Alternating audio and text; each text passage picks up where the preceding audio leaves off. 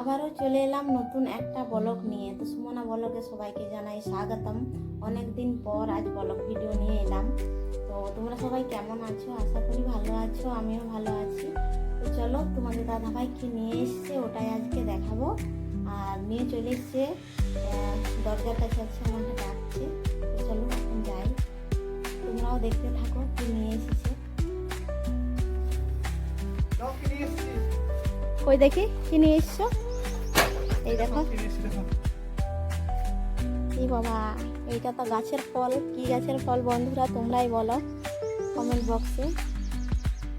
এটাই আজকে রান্না হবে আমাদের বাড়িতে।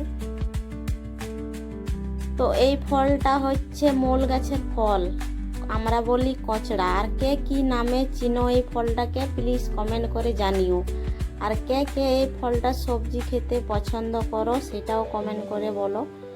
আমার তো খুবই ভালো লাগে। তো দেখো, তোমাদের দাদাভাই অর্ধেক আম নিয়ে এসছে, কাঁচা আম, অর্ধেক কচড়া।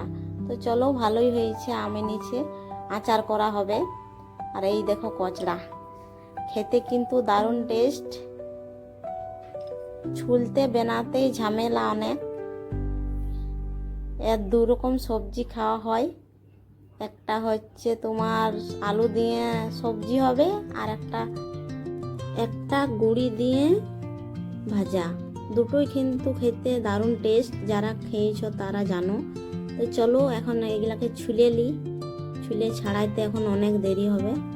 জলে দিয়ে পদে ছুলে নেব ছালগুলা উপরকার, তারপরে হচ্ছে হাতুড়ি দিয়ে ভাঙবো, ভেঙে তলে বীজ বিরাবে, ওইটাকে ফেলে দেবো।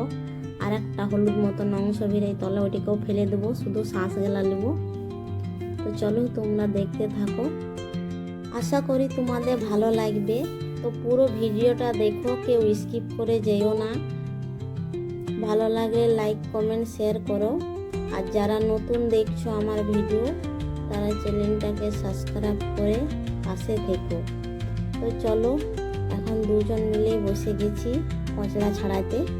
বীজগুলা ছাড়াই ফেলতে হবে, আর তলের যে অংশটা হলুদ মতন থাকে ওইটাও ফেলে দিতে হবে, না হলে কষা লাগবে, খেতে পারা যাবে না।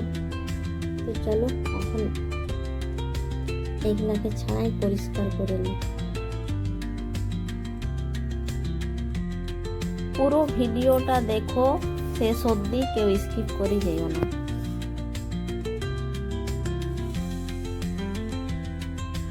তো এই দেখো, আমার ছাড়াই পরিষ্কার করা হয়ে গেছে।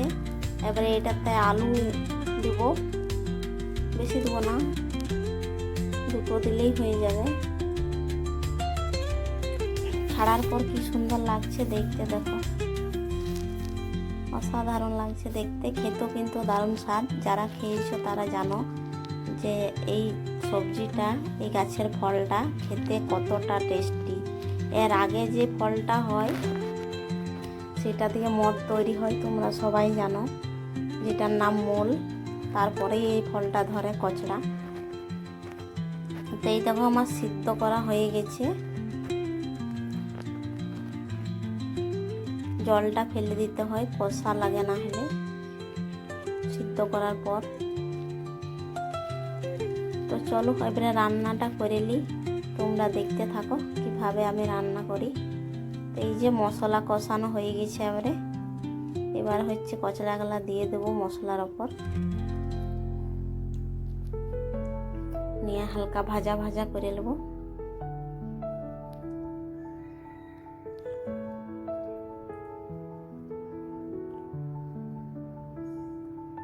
দেখতেই পাচ্ছ আমার কচড়ার তরকারি পুরো রেডি।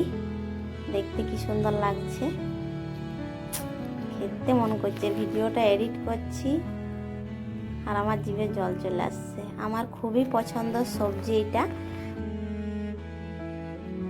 ভিডিওটা এখানেই শেষ করছি। যদি তোমাদের ভালো লেগে থাকে আমার রান্নার ভিডিও, তো অবশ্যই লাইক কমেন্ট করে চ্যানেলটাকে সাবস্ক্রাইব করে পাশে থেকো। ভালো থাকো, সুস্থ থাকো। আবার আসছি একটা নতুন ব্লগ নিয়ে, ততক্ষণে দেখতে থাকো সুমনা ব্লগ।